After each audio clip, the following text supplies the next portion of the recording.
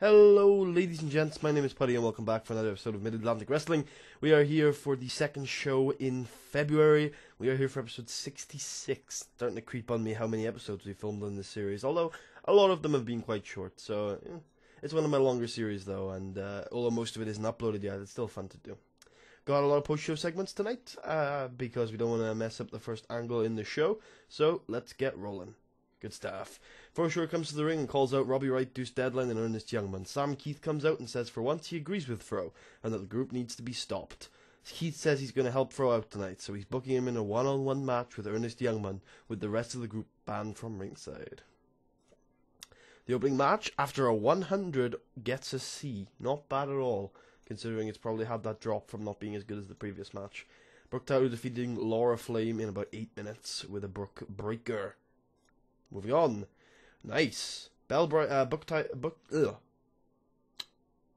that's meant to be Brooke Tyler. Oopsie, that's why the grade is so good. Brooke Tyler picks up the mic after her victory. Alright, Hellcat, you really want a piece of this? Fine.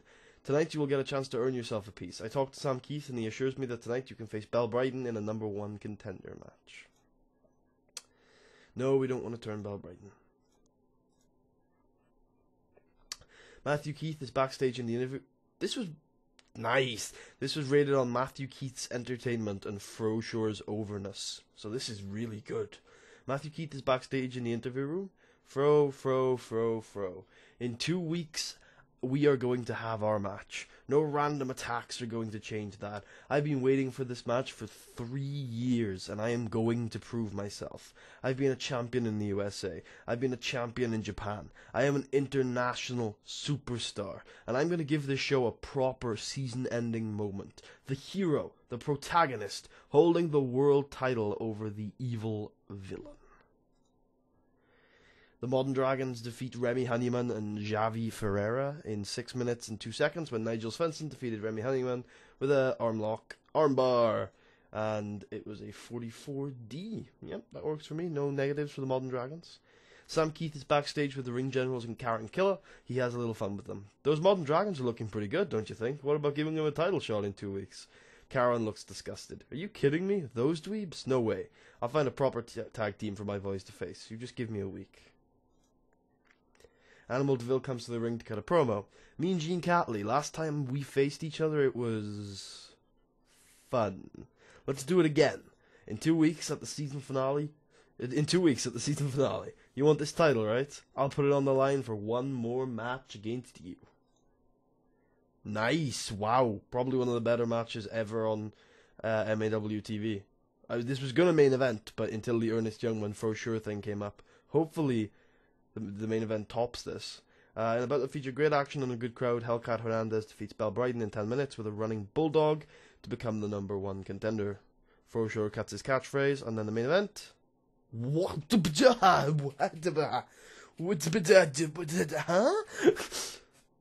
Huh?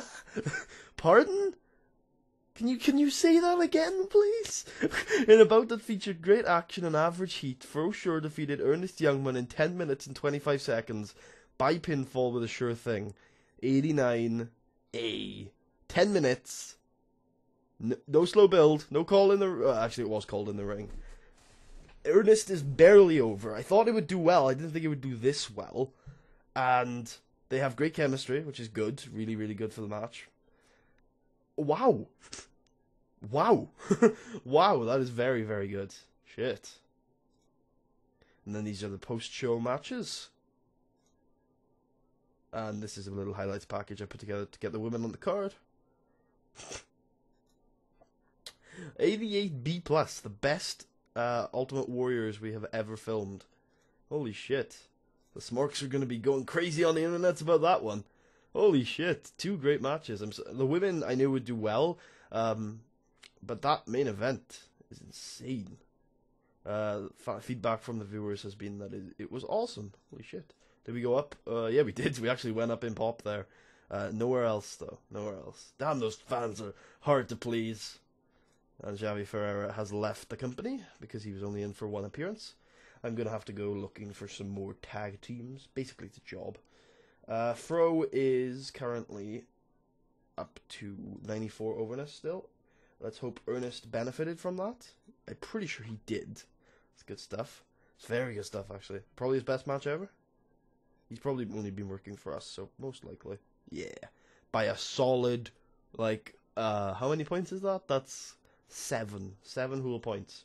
And that's insane. Wait a minute. That's at 92. No, it didn't. It said 89. What am I thinking?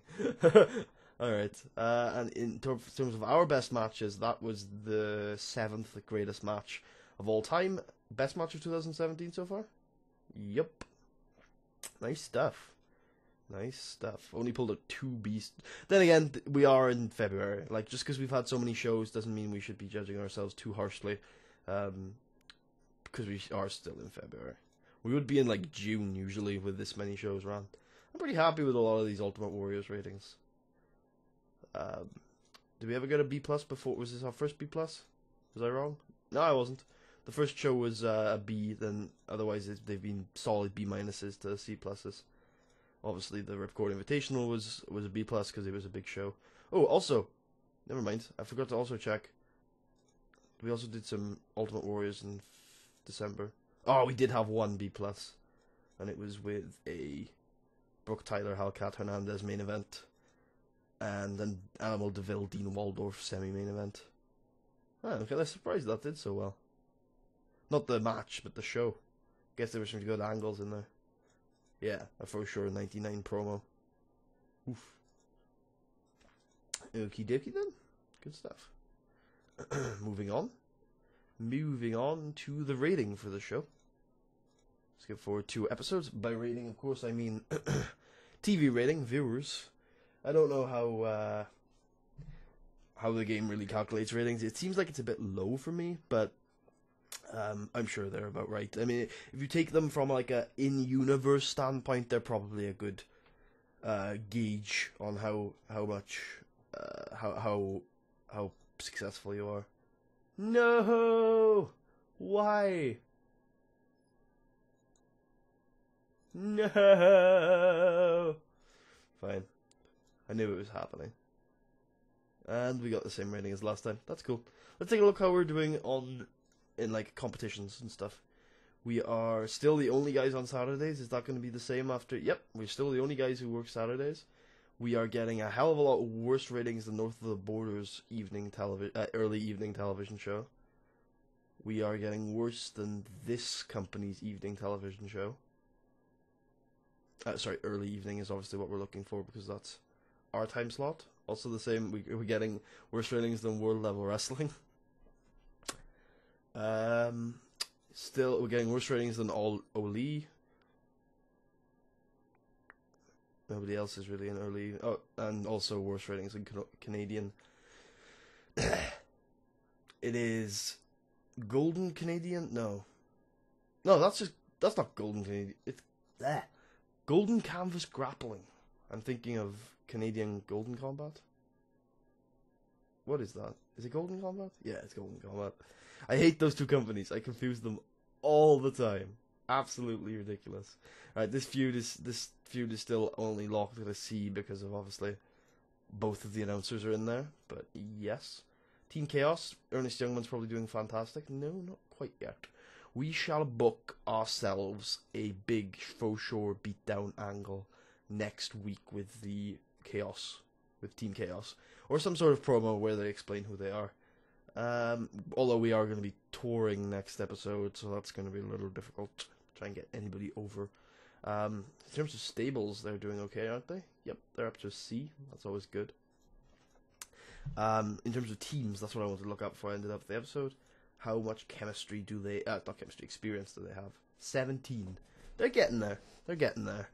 If we continue to book them in 2 matches a night, they should, by the end of the year, have 100 chemistry, which would be great, because it'll improve every match they're in, but it's a little ambitious to think that we can actually get that done. But hopefully. In terms of the Key Succession Grows, that's doing well. Modern Dragons is doing pretty well, actually. L. Greg's Road to Redemption is barely a featured storyline, but it's doing okay.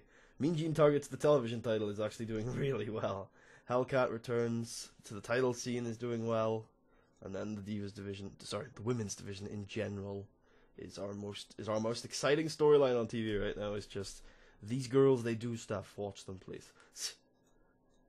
And they're all doing good in the storyline, which is always nice to see. So, in terms of momentum, something I should show you guys is Robbie Wright is actually right up there because he is, because he came off of that storyline pretty hot. But yeah, that's pretty cool to see. Now, I want to stop a situation becoming apparent once again. Sorry, like the one we just had with Casey Glenn, where they can't leave to go work in like Japan if they don't, if they have an exclusive deal. All we wanted to do with the exclusive deal is to keep them off of New York. So I'm gonna have you as an icon because you're an icon. I think so. Oh shit, you'd accept that price? Whoa. This is good. 1,840 is the lowest you'll go. What if I do exclusively in the ring? Oh, yeah, he will. Shit. Well, maybe not, actually. Shit, he will. He'll go down further. He'll go... Yeah, that's as far as he'll go. Yeah, alright, that's cool. Is the downside... See how far down the downside can go.